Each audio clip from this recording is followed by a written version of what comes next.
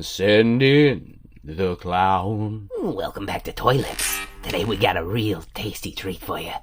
From McFarlane Toys, we have the clown from his very own Spawn universe. This character was released last year, but this is the new bloody version. Have a bloody, It is buddy. also a GameStop exclusive, and looks really nice in this packaging if you wanted to keep it that way. Good luck keeping these edges crisp as these windows get kind of big. But they do, like I said, they display this figure really well. Nice, clean packaging, describing minimally what it is. Really nice artwork here on the side. You get to see the figure itself in full glory on the back here. Another logo there, and it's just big window and more of this on the bottom. Let's open you up. There is a lot of plastic in that package. Let's check out the figure. Clowns. The clown is one of the more prominent characters in Spawn mythology. Created by Todd McFarlane himself, he's been there since the beginning and is the human-ish alter ego of the demon called Violator. I think he is definitely looking the part here. The sculpting on this thing is fantastic. Some really nice paintwork on the face here too. Definitely. The teeth look really nicely done. There's those lines look really clean on the face too. That's crazy. Some washes in the hair. They definitely went all out on the head. Just the way it's all textured too, all gnarly. That's awesome. This nice jacket, it's a softer material. The bandoliers are like attached to it. This belt down here, softer piece with this really nice wash on it. Could have used some of that here, but we do get the blood on it. It's what differentiates it from the original release. Nice spikes up here.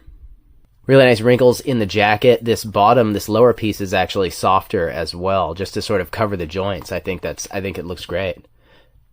Blood, more blood down here, down all the way down to the hands. That looks really cool. You can see some paint detail, some more on the zipper there. Really nothing on the back, but the sculpting is there. You can see this thing, it's all weathered leather. Stand on the corner, wear my leather, looking like some old saggy elbow.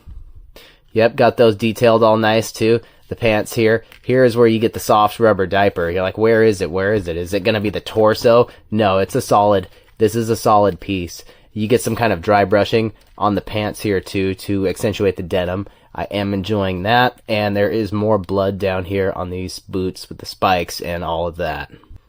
Peg holes on the bottom of the feet and treads. Fully sculpted treads. Look at that. Alright, look, that movie was, like, terrible, right? But we saw that in the theater. John Leguizamo was the clown. It was fantastic. They tucked, like, condoms full of water underneath the mask to make it sit right, and it was a whole thing. Alright, we're just going whole hog for a look at the accessories. We've already got this rig here strapped to his insane clown body. Look at this thing. This is just impressive. Great big piece of plastic. He comes with this little chainsaw piece here too that is nicely detailed. It is black with silver paint detail on it. You can see the handle here and like a gas cap, some such.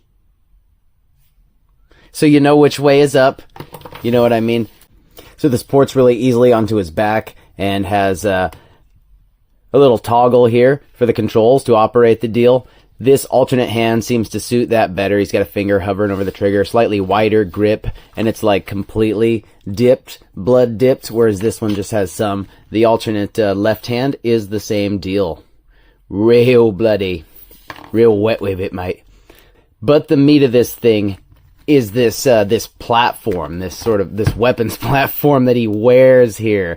That I'm not, it's different than the last release, and let's just study this fantastic design. It's just like black plastic with a silver, whatever, maybe it's just dry brush over the whole thing. Nice, flat back piece with spikes, because they're a little sadistic for you to push against. It ports really easily into the figure and sturdily. This is just really over the top. Awesome stuff here. So it's articulated at all these points too. It's on these ball joints, and they're ratcheted joints as well.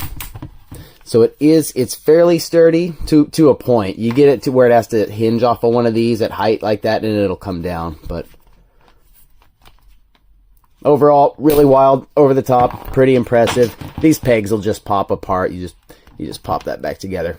So it's pretty well designed in that way. It's not, I don't have a great fear of it breaking. The plastic isn't super brittle. And this just ports into this big ugly hole on the clown's back. The little missiles are articulated too on a hinge back here. While he is a bit limited in terms of articulation, there are some surprises. Speaking of surprises, the domain surpriselotionclown.com is once again available. While I am sad to see the end of the previous surprise clown lotioning, I eagerly await any future surprise clown lotionings. His entire head and neck thing is up on this fat knob and can rotate all the way around on that, so you do get some good personality, if not the best down or upward range. The shoulders are doing that cup and crisp pepperoni thing in these little dishes, not quite a butterfly, but it's some kind of thing. And anyway. And there's a hinge in there besides.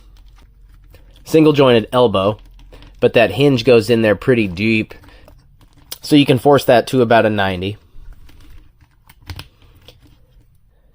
At the end of the wrist is this great big hinged peg that the hands port into, so they can come in and out that far, and they'll rotate all the way around.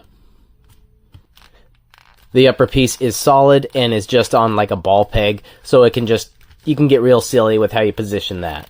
A little bit side to side, a little bit forward, not even, and back, not even. But it will rotate all the way around on that sucker. These legs will come out to the side a good deal because of where this starts. It's hinged out here. It'll come in and out, not so much forward and back that well. Runs into this, and it's a single jointed knee, which doesn't move that much either.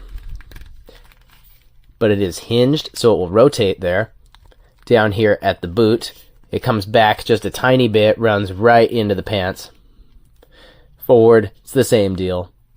But it does have some ankle rocker and toe articulation. The clown is in 1/10 scale, but as a diminutive character, he's coming in at like 6 1/4 inches. There ought to be clowns. So here he is with the Mortal Kombat 11 spawn, and the, also from McFarlane Toys, Batman Grim Knight. These are in the same scale and by the same manufacturer, so they jive just fine. For some slightly different scales, tiny little Kit Kat and the Master Chief. So I don't have any other Spawn figures yet, except for the regular Violator that I haven't opened, but here's the NECA Ninja Turtles movie Shredder and the Marvel Legends Build-A-Figure Kree Sentry that I finally completed. And standard 6-inch size comparison, we have the Marvel Legends Blackened to a crisp Spider-Man and the Marvel Legends Morning Coffee Mostly Bucky Cap Deadpool. You still breathing? Well, before the final curtain, let me just say, it's been a real treat watching you, watching me. This thing's the spitting image of one of hell's best and brightest. Pants are a little tight in the crotch, and I think there should be more blood. But we won't be cashing in Toddy Boy's chips today. The articulation may be a little limited, but this ain't the form where I do my best work. You know what I'm saying? The accessories with all the guns and spikes. Perfect for little Billy and Tommy. It is different than the last release, in case they were a little traumatized. All told, I think this bloody clown's just what you need to whip your little hellspawn party into shape. I absolutely love it. The end's coming quick now, Well, before you bleed out, how about you get with the program and leave a like on this video? And if you end up making a deal with the big boss down below, well, come back and watch more videos on Toy Lips. The clown has no